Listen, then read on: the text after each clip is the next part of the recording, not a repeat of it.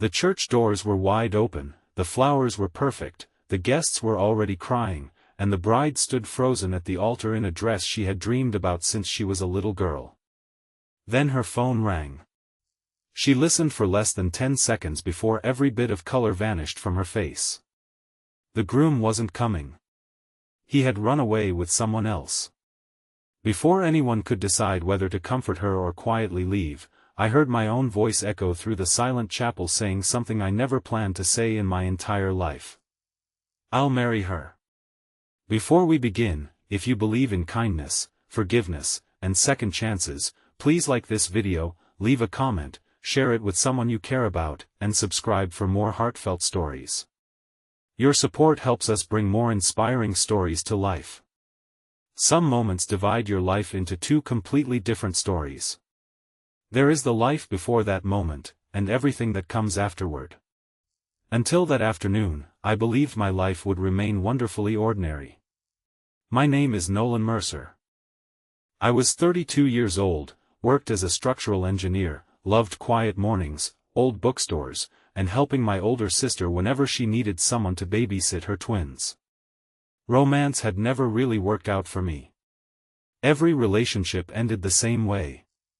Women often told me I was dependable, thoughtful, and kind, but somehow never exciting enough. Eventually, I stopped chasing love and convinced myself that maybe peace was enough. The only reason I attended the wedding was because the bride, Eliana Brooks, was my cousin Owen's closest childhood friend. Years earlier, Owen had introduced us during a charity event where we spent hours organizing donated school supplies for children. We were never close friends, but every time we crossed paths over the years, she remembered small details about me that even my relatives forgot. She remembered my favorite coffee, asked about my mother's health after her surgery, and once mailed me a handwritten thank you note simply because I had helped her carry furniture into her first apartment. She had one of those rare hearts that made everyone around her feel seen. When I received the wedding invitation months earlier, I smiled sincerely. Her fiancé, Damien, seemed successful, charming, and completely devoted to her. They looked like one of those couples everyone secretly envied. I bought them an expensive kitchen mixer from their registry, ironed my best suit, and expected nothing more than an emotional ceremony followed by decent cake and awkward dancing. Instead, I watched a dream collapse in front of hundreds of people. The silence inside that church became unbearable after the phone call. Eliana's father looked 20 years older within seconds. Her mother gripped the pew so tightly her knuckles turned white. Guests whispered while pretending not to. Someone quietly started recording with a phone. That hurt me more than anything. Pain had become entertainment. Then another message arrived. This time, one of Damien's friends admitted the truth. Damien had left town with another woman before sunrise. He had known for weeks that he didn't want to get married but lacked the courage to tell anyone. Rather than face embarrassment, he chose cruelty. I watched Eliana's shoulders shake as she struggled not to cry. She wasn't mourning the man anymore. She was mourning her dignity. Without thinking, I walked toward the altar.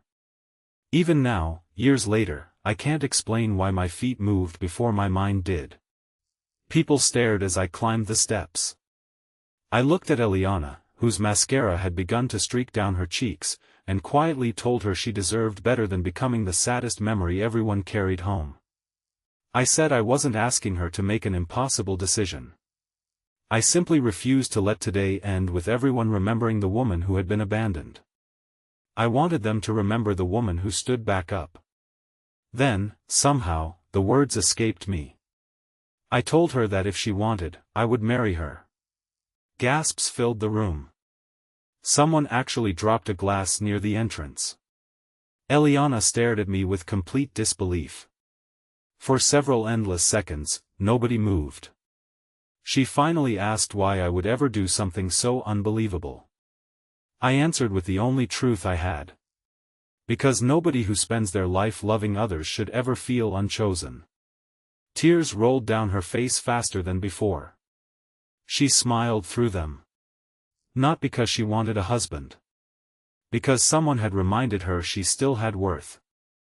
She gently squeezed my hand and whispered that I was giving her back something Damien had stolen. Her courage. She turned toward the guests and thanked everyone for coming. Then she explained that she couldn't marry someone who wasn't there, but she also refused to leave in shame. She asked everyone to stay, celebrate life, eat the food that had already been prepared, dance, laugh, and remind one another that heartbreak did not always deserve the final chapter. The applause started slowly. Then the entire church stood. People cried openly. Her father hugged me harder than anyone ever had. The reception transformed from a funeral for broken dreams into something strangely beautiful. Children still played. Grandparents still danced. Friends surrounded Eliana with love instead of pity. Yet the story didn't end there. Over the next several weeks, people online twisted everything. Someone had uploaded videos from the ceremony. Millions watched. Some called me a hero. Others insisted the entire thing had been staged. Many accused Eliana of planning it for attention. The cruel comments nearly destroyed her all over again. She stopped leaving her apartment. She ignored phone calls. She questioned whether kindness even existed anymore. One afternoon I visited with groceries because I knew she had barely eaten. We spent hours talking without mentioning the wedding. Instead we discussed books, our favorite childhood memories, embarrassing school stories, and dreams we had quietly abandoned. For the first time, she laughed. Not politely. Not to hide pain. She truly laughed. It sounded like someone opening windows after a very long winter. Those afternoons became weekly traditions. Then twice a week. Eventually almost every day. We weren't dating. Neither of us was ready. We were simply helping each other breathe again. Months passed. Spring turned into summer. We volunteered together at the same children's literacy center where she had always loved reading stories aloud. Watching frightened children slowly trust her reminded me why she had survived something that would have broken many people. She always found a reason to hope. Then came the twist neither of us expected. One Saturday, while organizing donated books, an elderly volunteer named Margaret approached me. She quietly asked whether I knew the real reason Damien had disappeared. I admitted I only knew what everyone else knew. She shook her head. Her nephew had worked at Damien's company. Weeks before the wedding, Damien had accumulated enormous gambling debts. People were demanding money he didn't have. Instead of telling Eliana the truth and asking for help, he decided marrying her would give him access to financial stability through her family's successful business. But another woman had promised to help him escape his debts if he disappeared with her. He hadn't run away because he had fallen deeply in love. He had run because he was chasing another shortcut. The betrayal was even uglier than we imagined. Margaret handed me copies of documents that later confirmed everything. When Eliana read them, she didn't cry. She simply closed the folder. After a long silence, she whispered that losing him had actually saved her life. She finally understood that what felt like rejection had really been protection. That realization changed everything. For the first time since the wedding, she stopped asking what was wrong with her. Instead, she began asking why she had ignored so many warning signs. Healing isn't loud. It happens in tiny decisions. Answering one phone call. Taking one walk. Accepting one invitation. Laughing one more time than yesterday. Together we rebuilt ordinary days. Then, almost exactly 1 year after the wedding that never happened, something extraordinary occurred. The church where everything had fallen apart organized a community fundraiser. The pastor personally invited both of us because our story had inspired several struggling families to keep believing after devastating disappointments. When we walked through those familiar doors together, memories rushed back. For a moment, neither of us spoke. Then Eliana reached for my hand. Not because she was afraid. Because she wanted to. She looked at me with calm certainty and admitted something she had carried quietly for months. She said she hadn't fallen in love with the man who had offered to marry her in a moment of chaos. She had fallen in love with the man who had stayed every ordinary day afterward. The man who never demanded anything. The man who listened. The man who believed she was enough even when she doubted herself. I realized my own heart had been waiting to hear those words long before I admitted it. This time there were no dramatic speeches. No desperate promises. No audience. Just two people who had discovered that genuine love grows through consistency far more than grand gestures. 6 months later we returned to that same church. The flowers were simpler. The guest list was smaller. The smiles were real. Every person present understood that this ceremony wasn't replacing a tragedy. It was celebrating survival. As Eliana walked toward me in a beautiful but modest dress, I noticed something completely different from the year before. She wasn't looking around to see who was watching. She never once glanced toward the doors. She never wondered whether someone else might leave. She looked only at me. Because trust had finally returned. When we exchanged vows, there wasn't a single promise about perfect happiness. Instead we promised honesty before pride. Communication before silence. Forgiveness before resentment.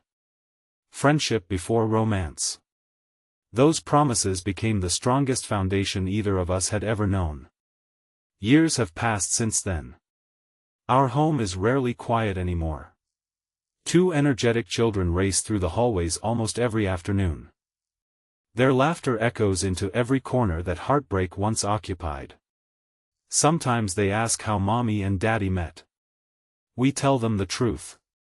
We explain that kindness can change someone's entire future. We tell them courage isn't the absence of fear. It's choosing compassion while you're afraid. Last year we unexpectedly met Damien at a grocery store. He looked exhausted. Life had not unfolded the way he imagined. He apologized sincerely, admitting that every selfish decision had eventually caught up with him. I waited to see what Eliana would do. She surprised everyone. She forgave him. Not because he deserved it. Because she no longer wanted bitterness occupying space where peace belonged.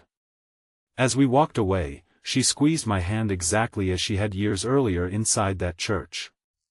She smiled and quietly said that forgiveness wasn't about changing the past. It was about refusing to let the past control the future. In that moment, I realized something remarkable. The greatest miracle wasn't that I had stood up in a church and offered to marry a heartbroken bride. The miracle was that two wounded people had slowly learned to become whole together. The interrupted wedding was never the end of someone's love story. It was simply the painful beginning of the right one. Speech balloon special request: before the story ends, tell us in the comments, what would you have done if you were in this situation? If this story touched your heart, please like, comment, share, and subscribe for more meaningful and inspiring stories. Your support encourages us to keep creating stories that touch hearts around the world. Life has a mysterious way of protecting us through disappointments we cannot understand in the moment.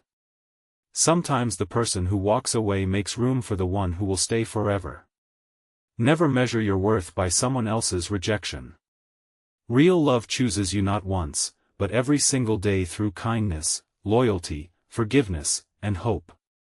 And when life seems to leave you standing alone at the altar of broken dreams, remember that your greatest blessing may already be taking its very first step toward you.